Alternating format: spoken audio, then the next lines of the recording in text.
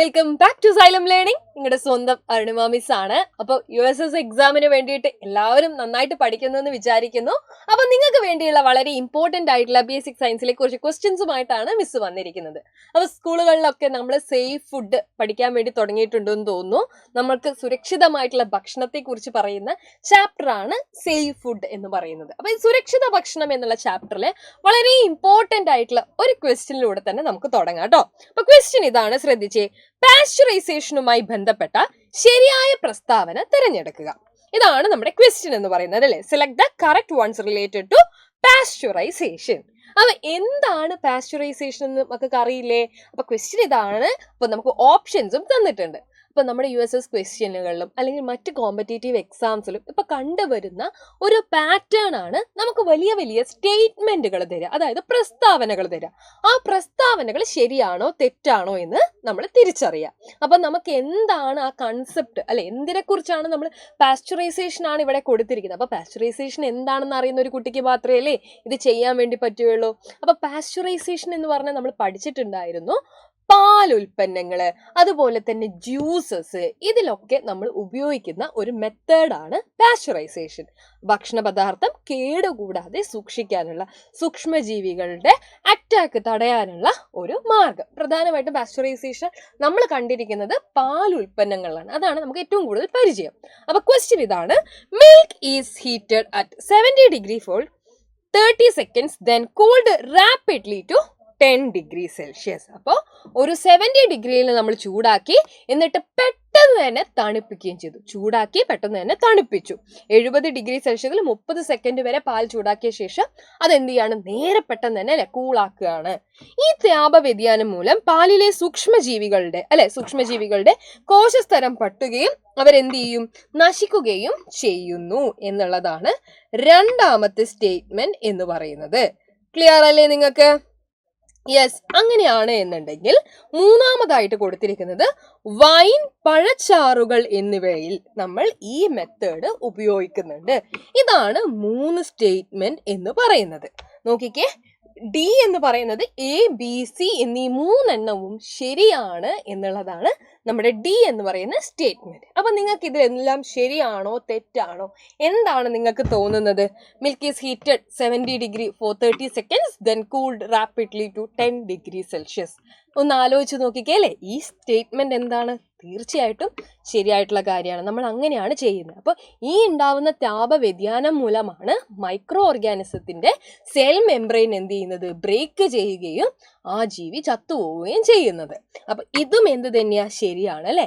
അപ്പൊ ഇവിടെ നിങ്ങൾ അറിഞ്ഞിരിക്കേണ്ടത്, നിങ്ങൾക്ക് കുറച്ച് കൺഫ്യൂഷൻ വരുന്ന പോയിന്റ് ഇതാണ്, വൈനിലും ഫ്രൂട്ട് ജ്യൂസസിലും ഒക്കെ ഉപയോഗിക്കുന്നുണ്ടോ? തീർച്ചയായിട്ടും വൈനിലും ഫ്രൂട്ട് ജ്യൂസസിലും ഒക്കെ ഇത് ഉപയോഗിക്കുന്നുണ്ട് കേട്ടോ. അപ്പൊ ശരിയായിട്ടുള്ള ഉത്തരം എന്ന് പറയുന്നത് ഏതാണ്?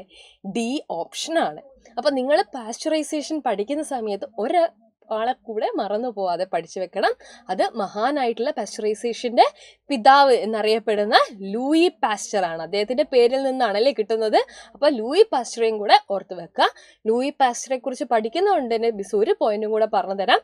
പേപ്പട്ടി വിഷബാധയ്ക്കുള്ള വാക്സിൻ കണ്ടുപിടിക്കുന്നതും ഇദ്ദേഹം തന്നെയാണ് കേട്ടോ. അപ്പൊ നമ്മൾ എക്സ്ട്രാ ഒരു പോയിന്റും കൂടെ അറിഞ്ഞു വെക്കുക. പേപ്പട്ടി വിഷബാധയ്ക്കുള്ള വാക്സിൻ കണ്ടുപിടിച്ചത് ആരാണ്? ലൂയി പാസ്ചർ തന്നെയാണ്. ക്ലിയർ ആണെന്ന് വിചാരിക്കുന്നു ഈ പോയിന്റ്. അങ്ങനെയാണെങ്കിൽ നമുക്ക് ഒരു ക്വസ്റ്റ്യനും കൂടെ അല്ലെ നിങ്ങൾക്ക് ഈ ഒരു ചാപ്റ്ററുമായിട്ട് ബന്ധപ്പെട്ടത് നമുക്ക് നോക്കാം. ഈ ക്വസ്റ്റ്യൻ ശ്രദ്ധിക്കണേ. ഭക്ഷണ പദാർത്ഥങ്ങൾ ജാറുകളിലോ കണ്ടെയ്നറുകളിലോ നിറച്ച് ഒരു നിശ്ചിത ഊഷ്മാവിൽ ചൂടാക്കി സംരക്ഷിക്കുന്ന രീതിയാണ്. ടെക്സ്റ്റ് ബുക്കിൽ ഇത് നമ്മൾ പഠിക്കുന്നില്ല, പക്ഷെ എന്നിരുന്നാലും ടീച്ചർ പറഞ്ഞു തരാൻ ചിലപ്പോൾ നമ്മൾ പഠിക്കുന്നതുമായിട്ട് ബന്ധപ്പെട്ട ഏരിയയിലുള്ള ക്വസ്റ്റ്യൻസ് ഉണ്ടാവാറുണ്ട് അല്ലേ. എന്താ question? Food stuffs are preserved by filling them in jar or containers and heating them to a certain temperature. ഏതാണെന്ന് അറിയാമോ മക്കളെ നിങ്ങൾക്ക് ഈ മെത്തേഡ്? അപ്പൊ ഇത് പഠിക്കാൻ ഒരു സിമ്പിൾ ആയിട്ടുള്ള കാര്യമുണ്ട് അല്ലേ. നമ്മൾ ജാറ് എന്ന് പറയുന്നതിന് പകരം നമ്മൾ പറയാറില്ലേ ക്യാനിൻ്റെ അകത്തിട്ട് വെക്കുക എന്നുള്ളത്. അപ്പൊ ഏതാണ് ആ മെത്തേഡ് എന്ന് പറയുന്നത്? ക്യാനിങ് ആണ് കേട്ടോ.